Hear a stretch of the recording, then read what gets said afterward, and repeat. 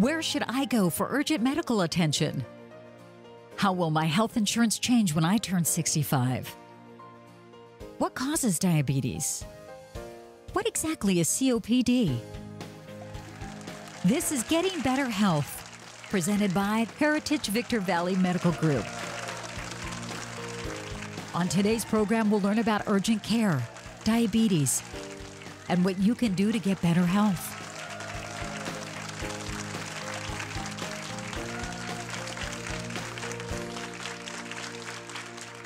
Hi, I'm Patty Daly Caruso. Welcome to Getting Better Health. Joining me this afternoon is Merlin Ahlberg, and Merlin is the Chief Operating Officer of Heritage Victor Valley Medical Group. Merlin, thank you so much for being here. Well, Patty, thank you so much for being here. We're so excited about this opportunity of sharing something with our community. Tell us about your company's mission and how it's represented in our series of programs. Heritage Victor Valley Medical Group is a medical group and an independent practice association of more than 40 primary care physicians here in our community, with over 200 specialists as well. So we actually provide the care year-round for thousands and thousands of people here in this community. What our mission is really about, though, is helping to have people have their best life possible and getting better health. So we could not be more excited about this entire series that's happening this season when it comes to some fantastic doctors that are going to be on this show talking about health issues, how to have better health, what to look for, signs and symptoms, and everything that it has to do with giving everybody their best life possible. So thanks so much for being part of it. Oh, thank you. So wonderful. And we do have wonderful, incredible doctors today and stimulating conversation. So please stay with us. Getting Better Health is brought to you by Heritage Victor Valley Medical Group. For more information, please visit hvvmg.com. Welcome back, and joining me to my far right is Dr. Reza Rababi, and he is the Medical Director of Heritage Urgent Care. And to my immediate right is pediatrician Dr. Glenn Matney. Thank you both for coming. Thank you. Where do you go when you need immediate, cost-effective medical attention? You may be surprised. Well, the answer to that would be urgent care. And I'm going to start out by defining the definition of urgent care centers, or urgent care medicine in particular. Urgent care centers are basically facilities that patients can go to for non-life-threatening conditions that require immediate attention. And obviously those include things like minor traumas, your average coughs and colds. The definition of immediate cost-effective medical care is what? Well, I think what sets the urgent cares apart from, let's say, emergency rooms is the cost. You can pretty much get the same exact service in an urgent care center with 1/3 of the cost that you would pay in your emergency room. So for the most part, your urgent care copays are pretty much comparable to your primary care visits.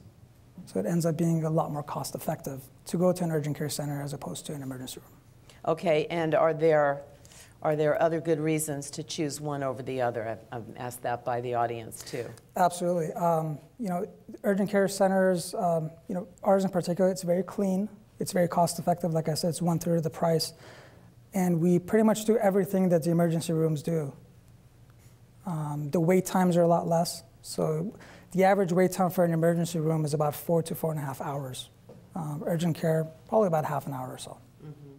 Are there any reasons why one would be turned away from an urgent care? We don't turn anybody away. If it's something that's outside the scope of our facility, we stabilize patients and then we transfer them out. So major traumas are the big ones.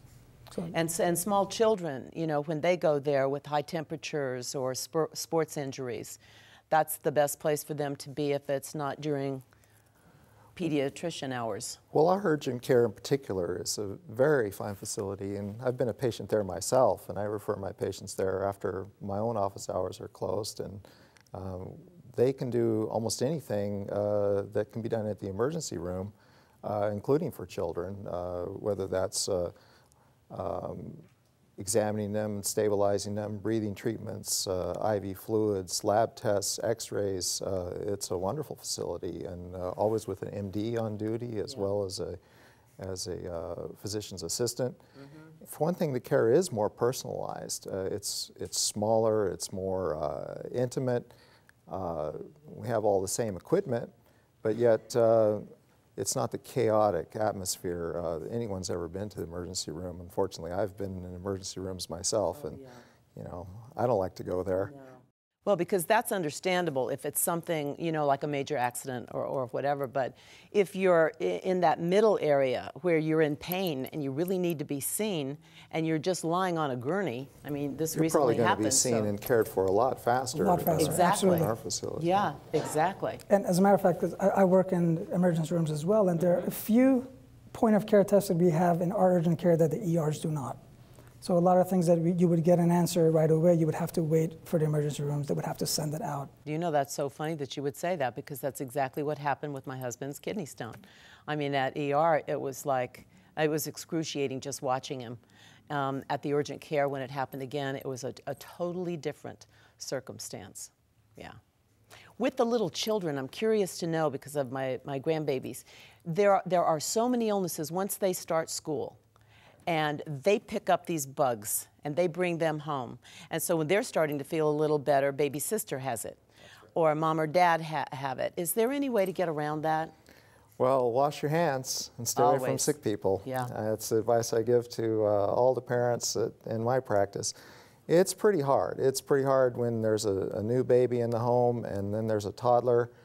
And I try to always keep emphasizing it, but you know, all it takes is to put your hand on the sick child and then pick up the baby. And what passes for a very mild cold in an adult, you know, sore throat, sneezing, runny nose, can be quite a serious illness for an infant.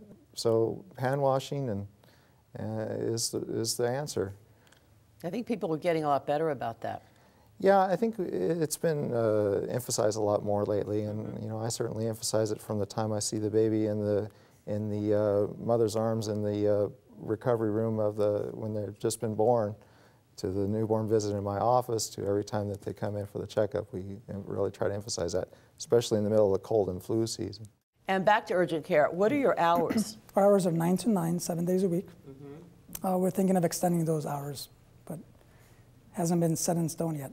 Okay, and because you have seen a need for that? Absolutely. Yeah, our numbers are increasing. You know, basically after hours, patients don't have anywhere to go. Usually office hours are from 8 a.m. to 5 p.m. where to see their primary care doctors. And after that, it's either the urgent care or the ER. When we return, we're going to talk more with the doctors and learn the things that we need to know about urgent care medicine, and all of the people in our lives we can share this information. Come on back.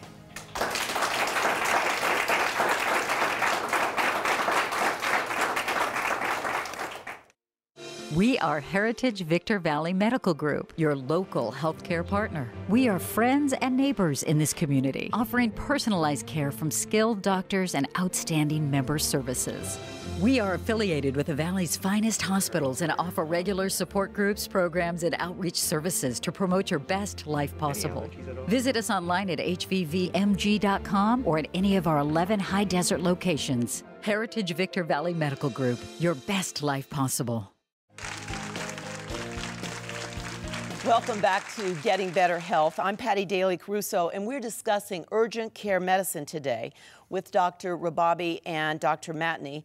We have a couple of things that we want to touch on. We want to talk about the expanding role of urgent care today. That's very, very important. And also, what role can Heritage Victor Valley Medical Group play? Okay, great. So, when we began, I kind of gave a brief definition of your traditional urgent care.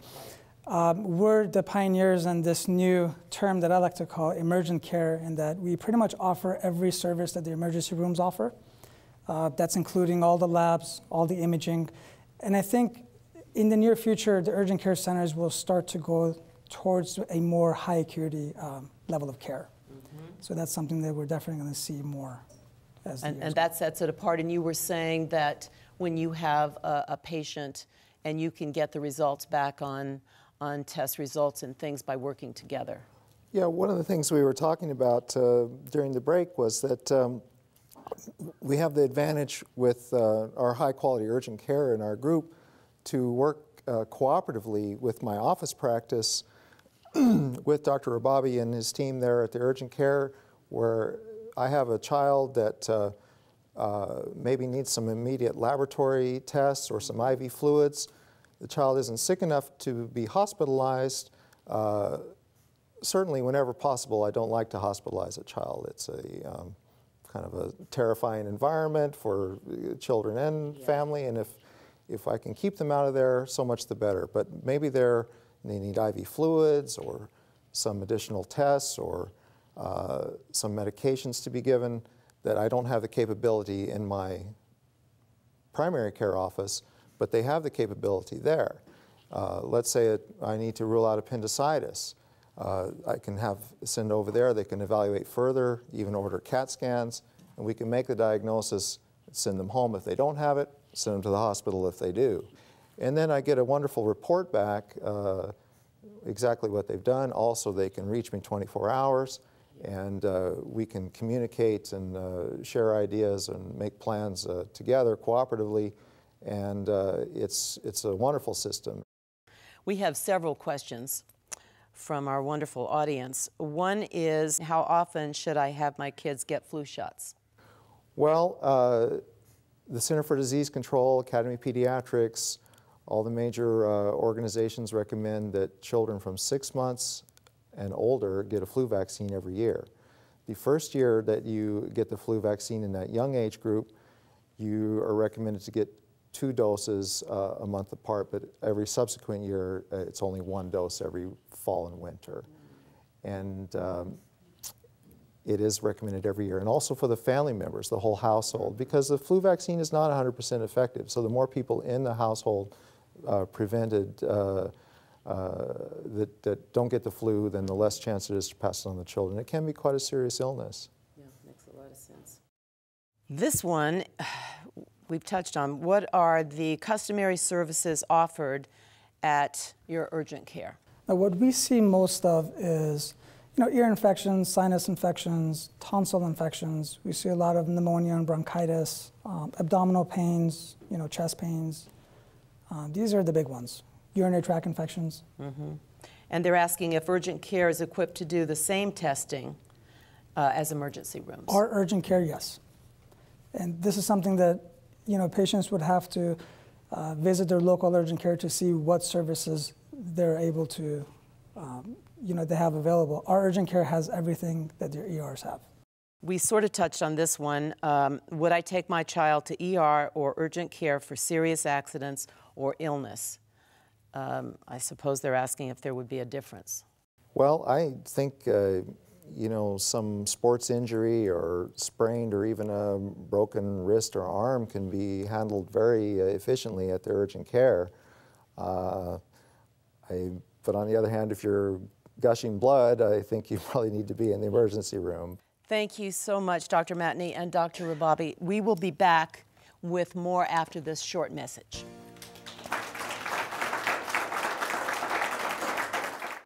We are Heritage Victor Valley Medical Group, your local healthcare partner. We are friends and neighbors in this community, offering personalized care from skilled doctors and outstanding member services.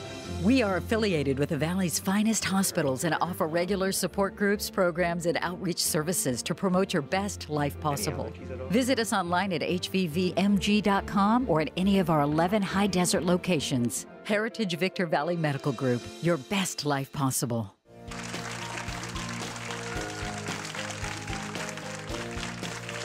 Welcome back, and joining me on my far right is Dr. Arthur Jimenez and Melanie Ajanmachuku, a registered dietitian. Today, there is a global epidemic of diabetes, and the figures are staggering. 1 in every 7 seconds dies, and that's a report from the IDC, the International Diabetic Federation. So we need to address this. Indeed, I totally concur that there's actually an epidemic globally condition here, disease that actually needs to be controlled. It's incredible, it's amazing. First of all, we need to define diabetes. Diabetes is a chronic condition where actually there's a defect in the insulin release from the pancreas, which is an organ that sits right underneath the stomach. And there are two types. There's a type 1, where actually the insulin, an individual doesn't produce insulin at all due to a destruction of the cell from the pancreas called beta cell. Now, the type 2, they're both chronic conditions. Actually, there's an inadequate production, actually, of insulin release. Either there's a problem, maybe insulin production is either inadequate, or if you had adequate production of insulin from the pancreas, and there's what we call the insulin resistance. There actually, even if you have adequate insulin production, the sugar within the cells actually are not being brought in to be produced for energy. But one of the things actually I think globally should understand is actually a lot of patients are becoming to have what we call borderline diabetes.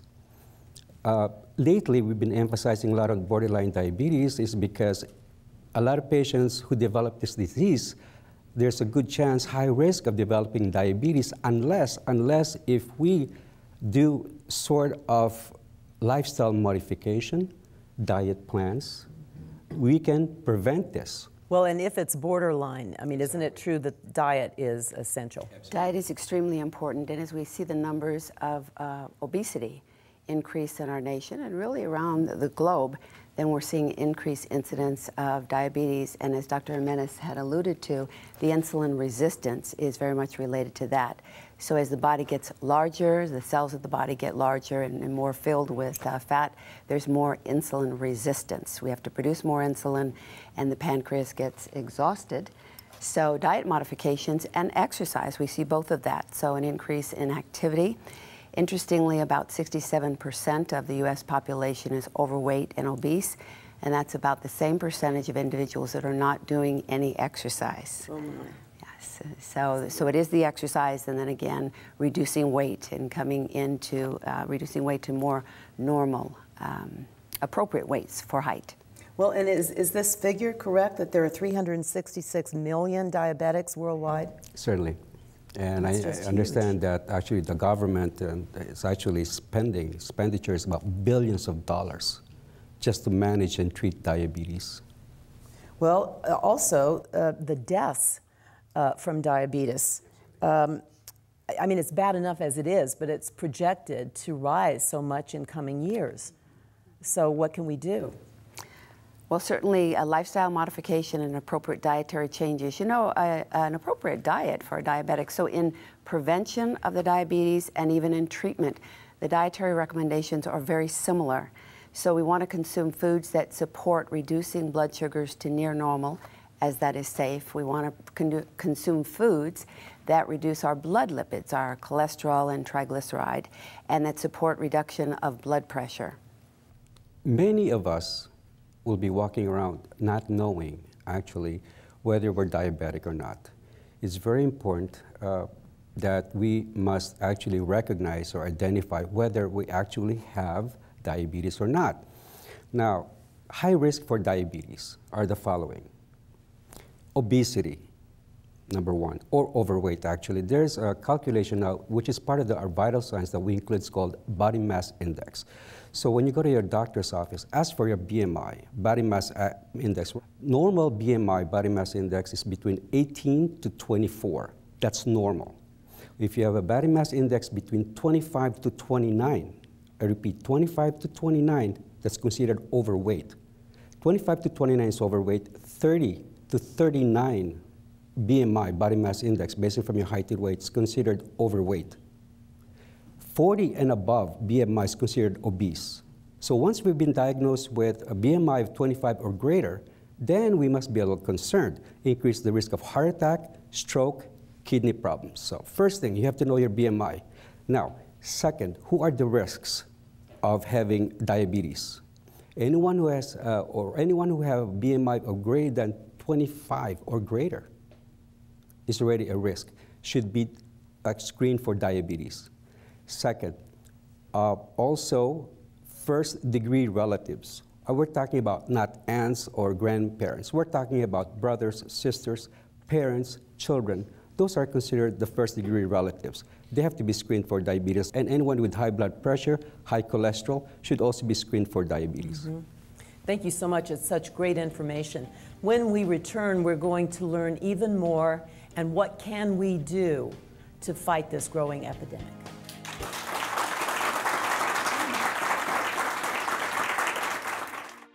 We are Heritage Victor Valley Medical Group, your local healthcare partner. We are friends and neighbors in this community, offering personalized care from skilled doctors and outstanding member services.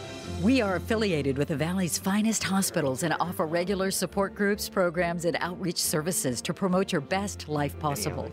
Visit us online at hvvmg.com or at any of our 11 high desert locations. Heritage Victor Valley Medical Group, your best life possible. Welcome back to Getting Better Health. We are discussing diabetes with Dr. Jimenez and Melanie Ajan-Nwachukwu. It's very interesting to me that we have touched on the importance of lifestyle changes, and maybe we can address that now. Lifestyle changes can be simple. We can start with little steps. The first thing is for individuals to recognize that they need to change. I don't imagine the first time they go to the doctor and get the input that the labs are irregular, then that's going to be the motivating factors. And lifestyle changes are not that difficult. Right. So as a certified diabetic educator, when the patients come to me, I begin the process of encouraging them to identify what's an easy change in their life. Mm-hmm. So simple dietary changes and simple energy expenditure changes, exercise. You know, exercise seems to be such a tough word for so many people, and conceptually, you know, people get scared. If they're not exercising, they think they have to do horrendous things. There's so many simple things, chair exercises. People that are in an office setting, you can put little pedals under the chair and do a little movement of your feet while you're there. You can get up and move around 5 minutes every hour and expend calories. You can reduce portion sizes very simply. You can eat more slowly. You can drink fluid with the meal and before the meal to help reduce the volume that you can tolerate. Sure. So little lifestyle changes progressively add up to make big changes, because as Doctor has indicated, you know, the implications for the disease process are so severe. It really is important that we recognize simple things can be done, and it can even get to be fun. You know, we can incorporate exercise, play with children, play with grandchildren, play with our pets, you know, any kind of activities that are movement oriented, just not to stay more than an hour in any one place without movement. So lifestyle can be incorporated, changes can be incorporated progressively, and really having a lot of fun. Well, absolutely, and I mean, we can only imagine how daunting it would be to get that information. And I know that Heritage Victor Valley Medical Group offers so many ways to learn about diabetes and what to do. I think the very important in all of that expression is starting with the children. You know, we have such an epidemic of overweight with children, and in terms of lifestyle changes, it's so much easier to begin change as a child.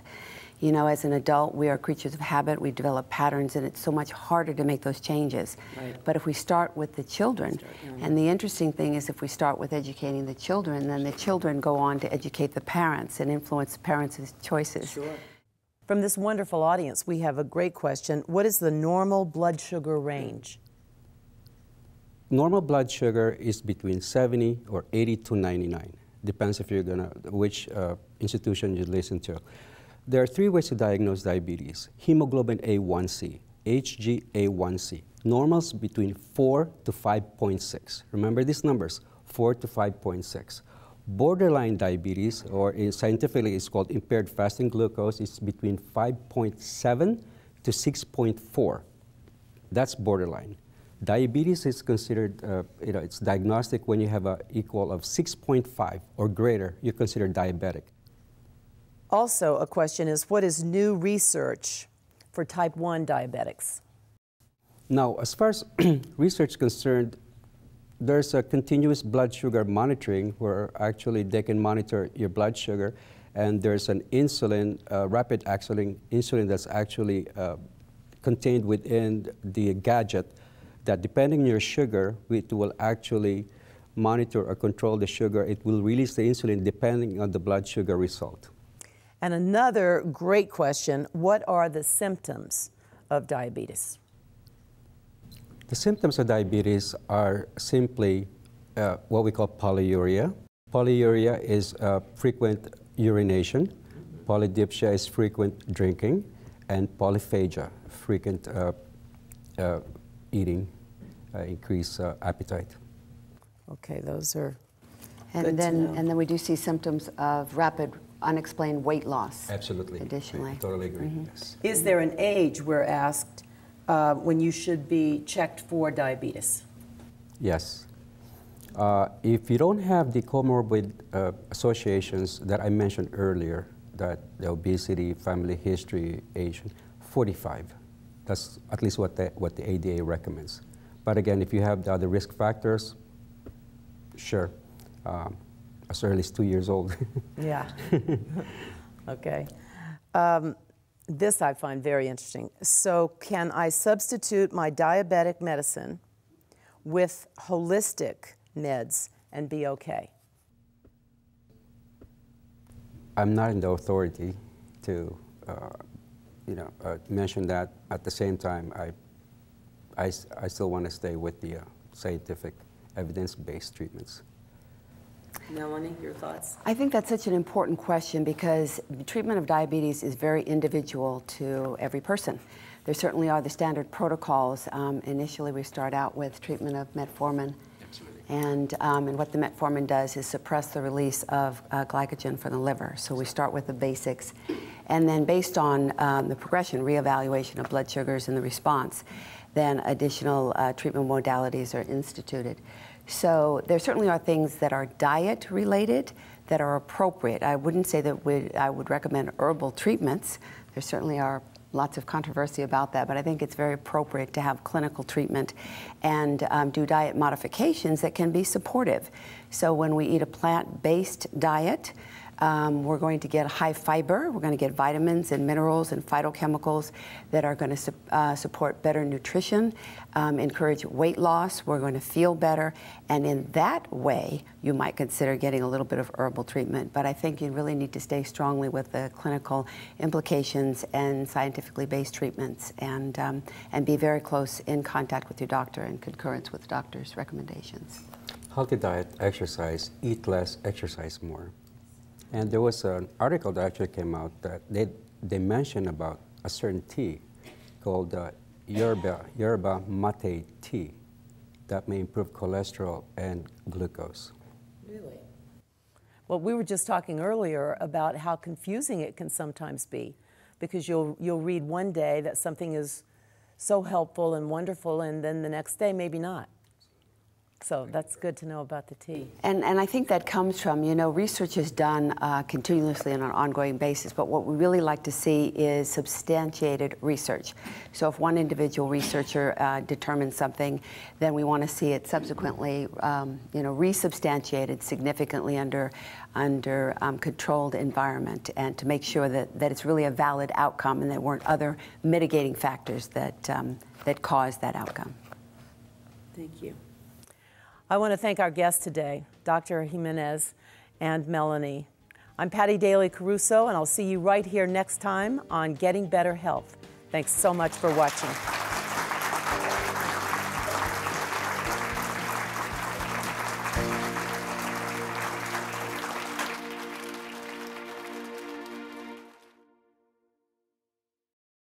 Getting Better Health is brought to you by Heritage Victor Valley Medical Group. Visit us online at hvvmg.com or call 760-245-4747. Heritage Victor Valley Medical Group, with offices in Victorville, has over 40 primary care physicians and 150 specialists, and is the only medical group that serves Victorville, Apple Valley, Hesperia, Barstow, Phelan, Adelanto, and Big Bear.